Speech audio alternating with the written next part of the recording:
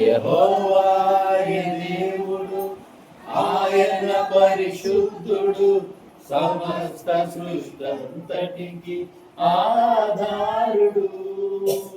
నా ప్రాణమా, నా అంతరంగమా, నాలో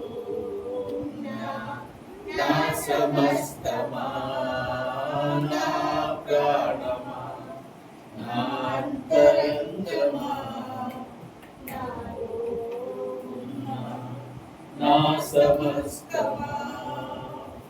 యెహోవాయే దేవుడు, ఆయన పరిశుద్ధుడు, సమస్త సృష్టంతటికి ఆధారుడు.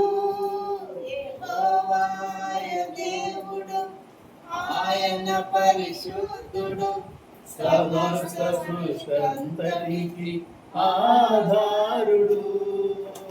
నా ప్రాణమా, నా అంతరంగమా,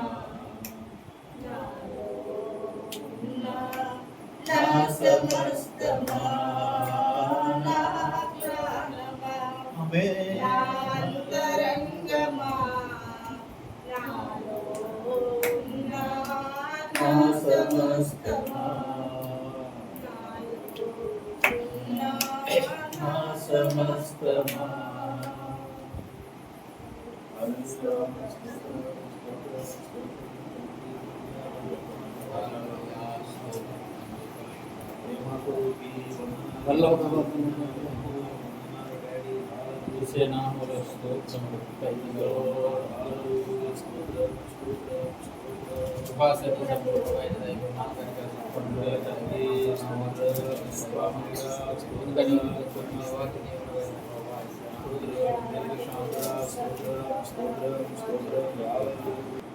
మహాగణుడా, మహోన్నతుడా, కృపగల తండ్రి, సహాయుడా, నజరుడు నేస్తున్నాను సహాయం దయచేయండి. ప్రత్యేకమైన సమయంలో తండ్రి ఆరాధన మీకు ఆసనంలో కీర్తన భాగం చదువుతుండగా మీకు తండ్రి ఈ మాటలతో తండ్రి మన అశోకుని అభిషేకించండి. ఇందులోని మాటలు వాక్కులు మన జీవితానికి అన్వయించుకున్నట్టు మీ ఆత్మకార్యం బిడ్డ హృదయంతో వాక్యాలను బట్టి జరిగించి వినాలని మనం తెలుసుకుంటాం. సహాయం చేస్తున్నాను, ప్రార్థిస్తున్నాను.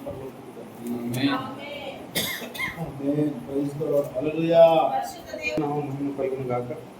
34వ కీర్తన ఉత్తర ప్రత్యుత్తరంగా చదువుకున్నాను. 34. దావీదు అబీమెలెకు ఎదుట వెర్రివాణి వలె ప్రవర్తించి అతని చేత తోలివేయబడిన తరువాత రచించిన కీర్తన. నేనెల్లప్పుడూ యెహోవాను సన్నుతించెదను, నిత్యము ఆయన కీర్తి నా నోట నుండి. యెహోవాను బట్టి నేను అతిశయించుచున్నాను, దీనులు దానిని విని సంతోషించెదరు. నాతో కూడి యెహోవాను గణపరచుడు, మనం ఏకముగా కూడి ఆయన నామమును గొప్ప చేయుదాం. నేను యెహోవా యొద్ద విచారణ చేయగా ఆయన నాకు ఉత్తరం ఇచ్చెను, నాకు కలిగిన భయములన్నిటిలో నుండి ఆయన నన్ను తప్పించెను. వారు ఆయన తట్టు చూడగా వారికి వెలుగు కలిగెను, వారి ముఖములెన్నడూ లజ్జింపకపోవు. ఈ దీనుని బలపెట్టగా యెహోవా ఆలకించెను, అతని శ్రమలన్నిటిలో నుండి అతన్ని రక్షించెను. యెహోవా యందు భయభక్తులు గల వారి చుట్టూ ఆయన దూత కావలి ఉండి వారిని రక్షించును. యెహోవా ఉత్తముడని రుచి చూసి తెలుసుకొనుడి, ఆయనను ఆశ్రయించు నరుడు ధన్యుడు. యెహోవా భక్తులారా, ఆయన యందు భయభక్తులు ఉంచుడి, ఆయన యందు భయభక్తులు ఉంచు వానికి ఏమీ కొదవలేదు. సింహపు పిల్లలు లేమి గలవి ఆకలిగొనును, యెహోవాను ఆశ్రయించు వారికి ఏ మేలు కొదవై ఉండదు. పిల్లలారా, మీరు వచ్చిన మాట వినుడి, యెహోవా యందు భయభక్తులు మీకు నేర్పెదను.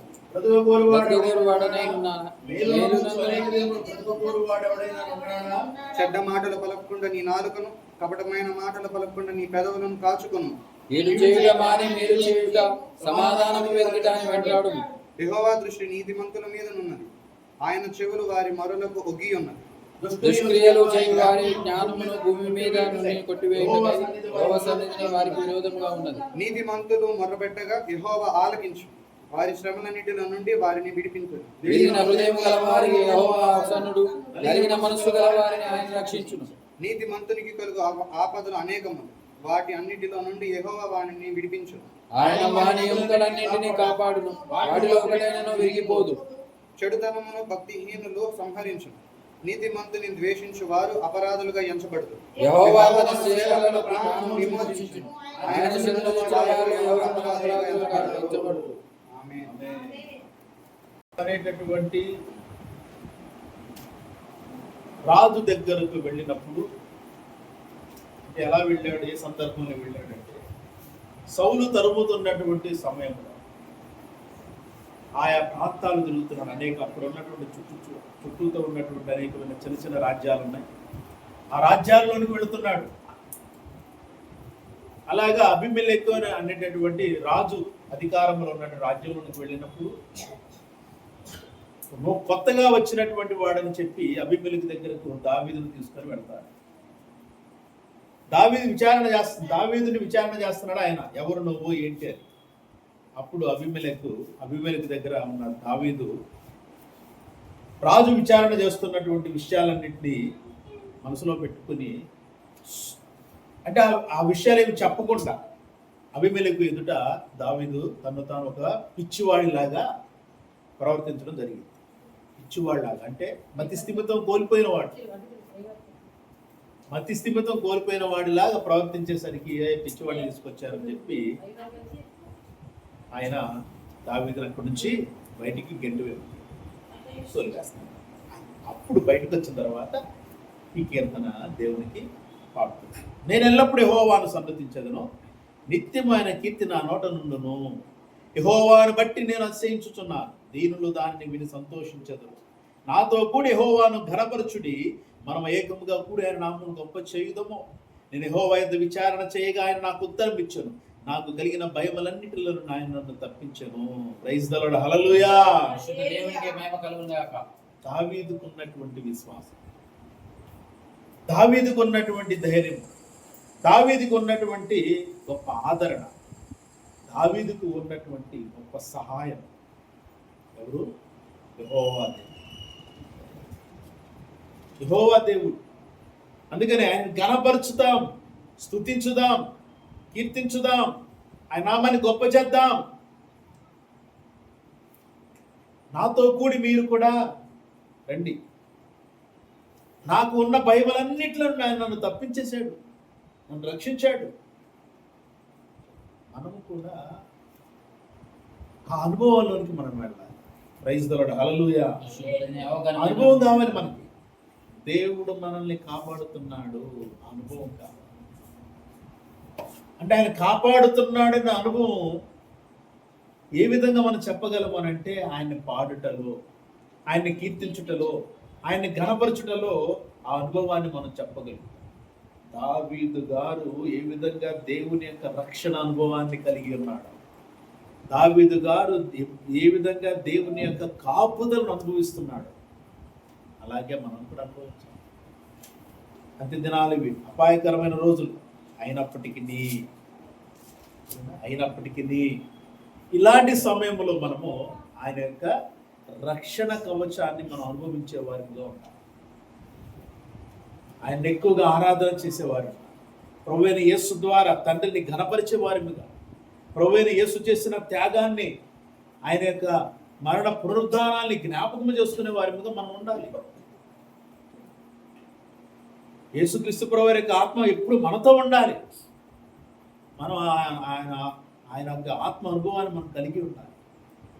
ప్రభు యొక్క ఆత్మ మనతో కూడా ఉన్నది. ఎప్పుడు మోకరించి ప్రార్థిస్తూ వాక్యం చదివి దాని ప్రకారం అడుగులు వేస్తూ ఉంటే ఆయన శక్తిని మనం అనుభవిస్తాం. ప్రైజ్ ది లార్డ్, హల్లెలూయా. జ్ఞానముతో మనల్ని దేవుడు ఆశీర్వదిస్తాడు. యేసునామమున దేవుని యొక్క జ్ఞానముతో మనం నింపబడాలి. దేవుణ్ణి స్తుతించి కీర్తించి ఘనపరచగలిగినటువంటి అభిషేకంతో మనం ఉండాలి. ఎప్పుడు అదే పని. దేవుని ఆరాధన చేయటం తప్ప వేరే పని ఉండకూడదు అన్నట్టు ఉండాలి. అటువంటి వాటికి దేవుడు మనం ఏదైతే దేవుని ఆరాధనకు మనం ఆటంకపరుస్తుంది అది లయమైపోవాలి. వేస్తున్నాం అంటే ఆలోచన మనలో ప్రతిష్ఠించబడాలి. దేవుని ఆరాధన చేయాలన్న ఆలోచన మనలో ప్రతిష్ఠించబడాలి. ఏదేమైనా సరే ఆ దేవుని స్తుతించాలి. చూడండి, దావీదు బయటకు వచ్చి దేవునికి పాడుతున్న పాటలు ఉన్న మాటలను గమనించాలి. అందుకని వారు ఆయన తట్టు చూడుగా వారికి వెలుగు కలిగింది, వారి ముఖములు ఎన్నో లజ్జింపకపోవును. ఎవరు? ఆయన ఆరాధించి చేసేవాళ్ళు సిగ్గుపడరు, తలదించుకోరు. ఎప్పటికీ ఆయన స్తుతించి కీర్తి కనపరిచే వాళ్ళు ఏ విషయంలో కూడా ఏ మాత్రము కూడా దేనికి భయపడరు. ఏది మరి ఆ స్థితి ఏది అంటే ఆ యొక్క తీర్మానం ఏది, ఆ యొక్క మొండితనం ఏది? దేవుణ్ణి ఆరాధన చేయడంలో మొండితనం కలిగి మనం ఆరాధన చేసేవారు. దీనుడు మర్రపెట్టగా యెహోవా ఆలకించను, అతని శ్రమలన్నిటి నుండి అతను రక్షించను. ప్రైజ్ ది లార్డ్, హల్లెలూయా. ఈ దీనుడు మర్రపెట్టగా యెహోవా ఆలకించను, అతని శ్రమలన్నిటిని అతను రక్షించను. యెహోవా యందు భయభక్తుల వారి చుట్టూ ఆయన దూత కావలి ఉండి వారిని రక్షించును. యెహోవా ఉత్తముడు రుచి చూసి తెలుసుకోనండి, ఆయన ఆశ్రయించు నరుడు ధన్యుడు. యెహోవా భక్తులారా, ఆయన యందు భయభక్తులు ఉంచు. ఆయన యందు భయభక్తులు ఉంచువానికి ఏమీయో కొదువ లేదు. సింహ పిల్లలు ఏమి గలవై ఆకలి కొనుడు, యెహోవాను ఆశ్రయించే వారికి ఏమీయో కొదువై ఉండదు. చూడండి, మనం ఆలోచన చేస్తాం. ఆయన భయభక్తితో ఉండేవాళ్ళు ఆలోచన చేస్తున్నారు ఏమని? అమ్మో, నేను అంటే ఎవరి గురించి ఆలోచన చేస్తున్నారు? వాళ్ళ కోసమే ఆలోచన చేస్తున్నారు. ఇక్కడేమన్నాడా? ఆయన ఎందుకు భయభక్తులు గలవారి ఎందు యెహోవా భయభక్తులు ఉంచుడి, ఆయన ఎందుకు ఉంచువానికి ఏమీయో కొదువై. సింహ పిల్లలు ఏమి గలవై ఆకలి కొనును, యెహోవాను ఆశ్రయించి ఏ మేలు కొదువై ఉండదు. యెహోవాను ఆశ్రయిస్తున్నావు, ఏ మేలు కొదువ ఉండదు అని వాక్యాన్ని పట్టుకుంటాము. కానీ మనకున్న దానిలో ఏదైనా ఖర్చు అవుతుందంటే మనం ఏమనుకుంటాము? కొదువైపోతుందేమో అని. ఏదైనా సరే ఆలోచన అంటే మన ఫ్యూచర్, మన కుటుంబంలో కానీ అలాగే మనం బయట కానీ మన ఫ్యూచర్ గురించి ఆలోచన చేస్తాం. మన ఫ్యూచర్ ఇన్వెస్ట్మెంట్, మన ఫ్యూచర్ సేవింగ్స్, లోకమంతా అదే. నిజమే, ఇప్పుడు బాధ అనిపిస్తుంది, అయ్యో ఏం బతకలేదు. ఎందుకు? భక్తిహీనులు వారు దాచేది ఎవరి కోసమంట? నీతిమంతుల కోసం. ప్రైజ్ ది లార్డ్, హల్లెలూయా. వాక్యం చెబుతోంది భక్తిహీనులు సంపాదించేది దేనికోసం? నీతిమంతుల కోసం. అది భక్తిహీనులు సంపాదించి దాచిపెడుతున్నారు దేనికోసము? నీతిమంతుల కోసము. అది ఎలాగని సాధ్యమండి? అది ఎలాగా? రేపు 1000 ఏళ్ల పరిపాలన జరిగేటప్పుడు ఈ లక్షల కోట్ల ఆస్తులన్నీ ఎవరి అవుతాయి? ఎవరి స్వాధీనం అవుతాయి? యేసుక్రీస్తు ప్రభు వారి స్వాధీనం అవుతాయి. అదొక చాలా వింతైనటువంటి, అసలు ఎవరికి అర్థం కానటువంటి ఒక పరిస్థితి అది. 1000 ఏళ్ల పరిపాలనలో లక్షల కోట్ల అధిపతులందరూ కూడా అందరితో సమానంగా ఉంటారు. ఏమీ లేనివాడు లక్షల కోట్లకు అధిపతిలా ఫీల్ అవుతాడు. ఆ ఫీల్ కలుగుతుంది. అంటే ఆ 1000 ఏళ్ల పరిపాలన సమయంలో లేనివాడిగా ఉన్నవాడు నా దగ్గర ఏమీ లేదే అని బాధపడేది ఉండదు. ఎందుకు? వానికి సమృద్ధి, ఎక్కడికి వెళ్ళినా ఆహారం ఉంటుంది, డబ్బుతో పని లేదు. అంటే అలాంటి వాతావరణ స్థితిగతులు 1000 ఏళ్ల పరిపాలన ఉండబోతున్నాయి. మరి మనం సంపాదించేది ఎవరి కోసము? అది భక్తిహీనులు సంపాదించేది నీతిమంతుల కోసం. కాబట్టి భక్తిహీనుల వల్ల మన సంపాదన కోసము తాపత్రయపడాల్సిన అవసరం లేదు. సంపాదన కావాలి ఎంతవరకు? అంతవరకే. దానికంటూ ఒక లిమిటేషన్ అనేది ఉంది. పౌలు గారు అన్న మాటలు మనం జ్ఞాపకం చేసుకోవాలి. ఓకే, కాబట్టి ఇక్కడ ఏ మేలు కొదువు ఉండదు యెహోవాను ఆశ్రయించే వారి. బట్ ఆయన ఆశ్రయించి ఏ మేలు కొదువు లేకుండా ఉంటారని తాపత్రయపడతారు. కాబట్టి సింహ పిల్లలు లేమిగా, పిల్లలారా మీరు వచ్చిన ఆ మాట వినండి, యెహోవా యందు భయభక్తులు మీకు నేర్పుతున్నా. బ్రతుకు కోరువాడెవడైనా ఉన్నాడా? మేలు నందుచు అనేక దేవుడు బ్రతుకు కోరువాడెవడైనా ఉన్నాడా? చెడ్డ మాటలు పలుకుని నీ నాలుకను, కపటమైన మాటలు పలుకుని నీ పెదవులను కాచుకొని కీడు చేయటం మానే మేలు చేయి. సమాధానం వెతికి దాని వెంటాడు. యెహోవా దృష్టి నీతిమంతుల మీద ఉన్నది, ఆయన చెవులు వారి మొరలకు ఒగ్గి ఉన్నవి. దుష్క్రియలు చేయవారి జ్ఞాపకమును భూమి మీద నుండి కొట్టివేయుటకై యెహోవా సన్నిధి వారికి విరోధముగానున్నది. నీతిమంతులు మొరపెట్టగా యెహోవా ఆలకించును, వారి శ్రమలన్నిటి నుండి వారిని విడిపించును. విరిగిన హృదయం గల వారికి యెహోవా ఆసన్నుడు, నలిగిన మనసు గల వారిని ఆయన రక్షించును.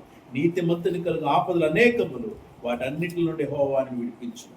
ఆయన వారి ఎముకలన్నింటినీ కాపాడును, వాటిలో ఒక్కటి నిన్ను విరిగిపోదు. చెడుతనము భక్తిహీనులను సంహరించును.